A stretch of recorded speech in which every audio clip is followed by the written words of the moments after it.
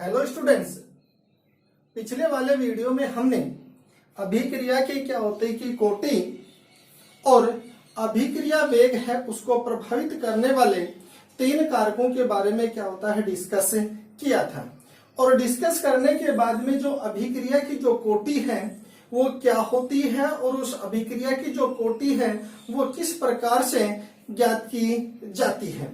तो यहाँ पे देखो, जो अभिक्रिया की जो कोटि है यदि उसको परिभाषित करें तो यहाँ पे देखो, यदि किसी अभिक्रिया का वेग व्यंजक दे रखा हो और उस वेग व्यंजक में क्रिया कारकों की जो सांद्रता है उसके जो घात हैं उन घातों को यदि योग कर दिया जाए या उनको जोड़ दिया जाए तो वो जोड़ने के बाद में जो प्राप्त होती है वो होती है अभिक्रिया की कोटि। तो किसी अभिक्रिया के वेग व्यंजक में उपस्थित क्रिया कारकों की सांद्रता के घातांकों का जो योग है वो अभिक्रिया की कोटि कहलाता है। अब अभिक्रिया की जो कोटि है वो कितने प्रकार की होती है, तो अभिक्रिया की जो कोटि है ये अपने जो सिलेबस है उसमें दो कोटियां दे रखी हैं। एक है अभिक्रिया की शून्य कोटि यानी शून्य कोटि की अभिक्रिया और एक दे रखी है प्रथम कोटि की अभिक्रिया।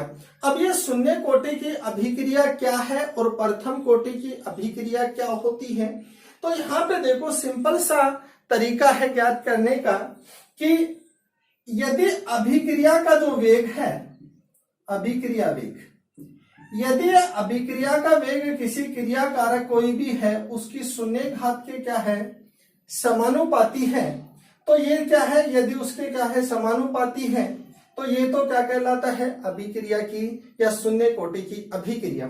यदि अभिक्रिया का वेग जो क्रिया कारक दे रखा है उसके एक घात के क्या है समानुपाती है तो वो होती है प्रथम कोटि की अभिक्रिया। तो अभिक्रिया की जो कोटि है उसको दो भागों में विभाजित किया गया है अपने सिलेबस के अनुसार। तो एक है शून्य कोटि की अभिक्रिया और एक है प्रथम कोटि की अभिक्रिया। अब इस शून्य कोटि की जो अभिक्रिया है या प्रथम कोटि की अभिक्रिया है इसके अंतर्गत हम इस शून्य कोटि या प्रथम कोटि की जो अभिक्रिया है उसका अवकलज समीकरण, समाकलित समीकरण, अर्ध आयुकाल का समीकरण या अर्धायुकाल का जो किस प्रकार से अर्धायुकाल ज्ञात की जाती है और अर्धायुकाल होता क्या है उसका सूत्र। दूसरा कि इस अभिक्रिया की जो कोटि है उनके बीच जो ग्राफों का रिप्रेजेंटेशन है वो और उनके लास्ट में दे रखा है वेग नियतांक का मात्रक और इनके उदाहरण। तो शून्य कोटि, प्रथम कोटि और जो द्वितीय कोटि है उनके लिए अभिक्रिया के जो वेग नियतांक का जो मात्रक या जो इकाई है उन इकाइयों के बारे में यानी किस प्रकार से निर्धारण किया जाता है उसका डिस्कस हम पहले ही कर चुके हैं। तो यहाँ पे देखो अपन सबसे पहले लेते हैं अभिक्रिया की कोटि और उन अभिक्रिया की कोटि में लेते हैं शून्य कोटि की अभिक्रिया। तो ये शून्य कोटि की अभिक्रिया क्या है कि ऐसी अभिक्रिया जिसमें अभिक्रिया का वेग अभिक्रिया में प्रयुक्त क्रिया कारकों की शून्य घात के क्या हो समानुपाती होता है, अर्थात अभिक्रिया का वेग क्रिया कारकों की सांद्रता पर निर्भर नहीं करता, शून्य कोटि की अभिक्रिया कहलाती है। अर्थात अभिक्रिया का जो वेग है ये अभिक्रिया में प्रयुक्त क्रिया कारकों की सांद्रता पर निर्भर नहीं करता है तो वो कहलाती है शून्य कोटि की अभिक्रिया। माना यहाँ पे देखो ये दे रखा है एक सामान्य अभिक्रिया है जिसमें क्रिया कारक ए है, ये उत्पाद में क्या हो रहा है परिवर्तित हो रहा है, लेकिन वो कितनी दर से हो रहा है तो यहाँ पे अपन ले रहे हैं के नोट और जो के नोट है यह शून्य कोटि अभिक्रिया के वेग नियतांक को प्रदर्शित करता है। शून्य कोटि की परिभाषा यानी शून्य कोटि अभिक्रिया की जो परिभाषा उसके अनुसार क्या है, अभिक्रिया का वेग जो क्रिया कारक ए है इसकी सांद्रता के शून्य घात के क्या है समानुपाती होता है। यदि अपन इस समानुपाती के चिन्ह को हटाते हैं तो यहाँ पर क्या आ जाता है के नोट। लेकिन इससे पहले देखो कि अभिक्रिया का जो वेग है अभिक्रिया का जो वेग है वो किस प्रकार से निरूपित किया जाता है। तो अभिक्रिया का वेग अभिक्रिया में प्रयुक्त किसी एक क्रियाकारक या फिर किसी एक उत्पाद है उसकी सांद्रता में कमी या उत्पाद की सांद्रता में वृद्धि के द्वारा क्या किया जाता है, निरूपित किया जाता है। तो यहाँ पे देखो क्रियाकारक है, t समय बाद में इसकी सांद्रता में कमी होगी तो यह नेगेटिव है, ये इसकी कमी को प्रदर्शित करता है।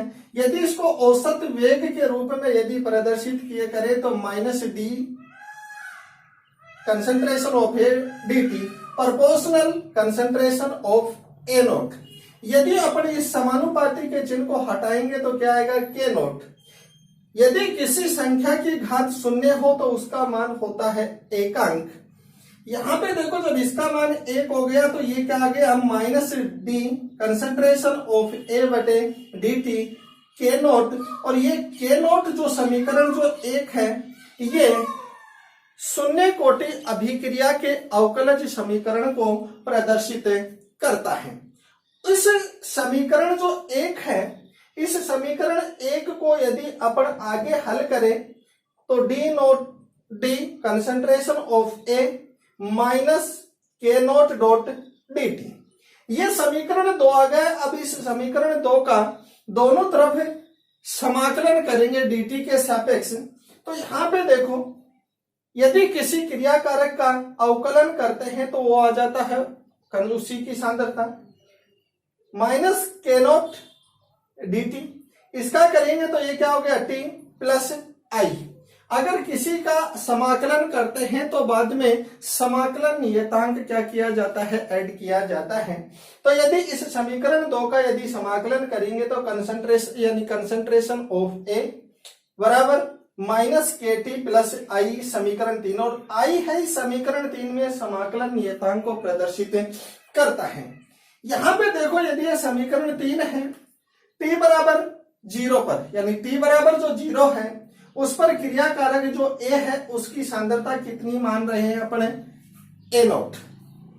यदि t बराबर 0 पर a इस समीकरण के आधार पर क्या मान ले, t बराबर 0 पर सांद्रता कितनी है, a नोट माइनस k0 गुणा t बराबर कितना ले रहे हैं, 0। जब किसी संख्या को 0 से गुणा करते हैं तो क्या हो जाता है, उसका मान 0। तो i बराबर क्या आ गया, a नोट, और ये क्या आ गया, समीकरण 4। अब इस समीकरण जो 4 है, इस समीकरण 4 से i का मान यदि अपन समीकरण 3 में रखें तो concentration of a equal -k note t plus concentration of a note, ये क्या हो गया, इस समीकरण 4 का मान समीकरण 3 में रखने पर जब इस समीकरण 3 को थोड़ा आगे पीछे करेंगे तो कंसंट्रेशन ऑफ ए, इसको आगे लेके आए, इसको पीछे तो माइनस के, ये जो समीकरण जो 5 आया, ये समीकरण क्या है, 5, ये समाकलन के बाद प्राप्त हुआ है। तो समीकरण जो 5 है ये समाकलित समीकरण को क्या करता है, शून्य कोटि अभिक्रिया का समाकलित समीकरण कहलाता है। अब ये अपने को जो समाकलित समीकरण है ये क्या हो रहा है, प्राप्त हो रहा है। यदि इसकी तुलना यदि अपन किसके साथ करें, सरल रेखा के समीकरण y बराबर mx प्लस c के द्वारा, तो यहाँ पे देखो ये जो mx है, इस mx में जो m है ये तो करता है किसको, ढाल को यानी स्लोप को, जबकि जो c है ये प्रदर्शित करता है किसको, अंतःखंड को। तो यदि इसकी तुलना इसके साथ करें तो a है ये तो किसको कर रहा है, अंतःखंड को, और अंतःखंड को प्रदर्शित करता है। तो यदि ग्राफ खींचते हैं तो जो रेखा है ये मूल बिंदु से न गुजर कर किसी अन्य स्थान से क्या होती है, गुजरती है या स्टार्ट होती है। इसकी तुलना करेंगे तो ये -k नोट है, ये क्या करेगा, स्लोप को।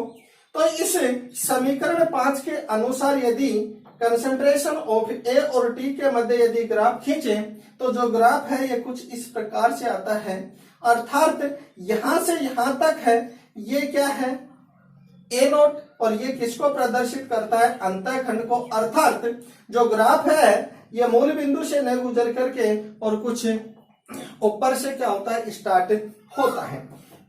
स्लोप कितना आ गया, के नोट, ये तो ये तो हो गया इसमें ग्राफ का रिप्रेजेंटेशन। अब इस समीकरण जो 5 है इसी से यदि अपन थोड़ा सा आगे इसको सोल्व करें तो समीकरण 5 के अनुसार क्या हुआ, concentration of A naught, concentration of A बराबर concentration of A naught minus k naught t. के बराबर करेंगे तो क्या आ जाए, concentration of A minus concentration A by T.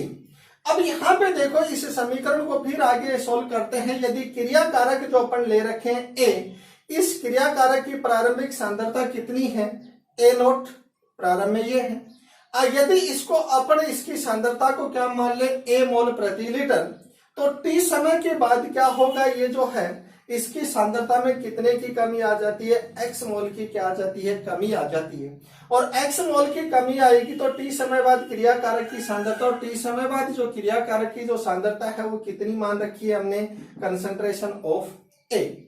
यहां पे देखो ए बराबर कितनी हो जाती है, ए माइनस एक्स, और ए एक्स है ये क्रिया कारकों की वह सांद्रता है जो टी समय बाद किसमें परिवर्तित हो जाती है, उत्पाद में परिवर्तित हो जाती है। अर्थात क्रिया कारकों की सांद्रता में एक्स मोल प्रति लीटर की क्या आती है, कमी आती है। यदि ए और ए नोट और ए का जो मान है यदि अपन उपरोक्त समीकरण में रखेंगे तो के नोट बराबर ए माइनस एक्स बाई टी। इसको सोल्व करेंगे तो ए माइनस ए प्लस एक्स बराबर टी, और ए से ए कैंसिल हो गया तो के नोट बराबर एक्स बाई टी। ये के जो समीकरण जो 6 आया, इस समीकरण के आधार पर हम आगे शून्य कोटि अभिक्रिया का जो अर्धायु काल है वो क्या होता है उसकी गणना करेंगे। तो यहां तक हमने शून्य कोटि अभिक्रिया होती क्या है, शून्य कोटि अभिक्रिया है उसका अवकलज समीकरण क्या होता है, समाकलित समीकरण क्या होता है, और उनके मध्य जो ग्राफ है वो किस प्रकार से रिप्रेजेंटेशन किया जाता है ग्राफ का, वो हमने अध्ययन किया या डिस्कस किया। कल हम अभी शून्य कोटि जो अभिक्रिया है उसके अर्धायु काल, उसके वेग नियतांक और उसके जो उदाहरण कौन कौन से हैं उसके बारे में डिस्कस करेंगे।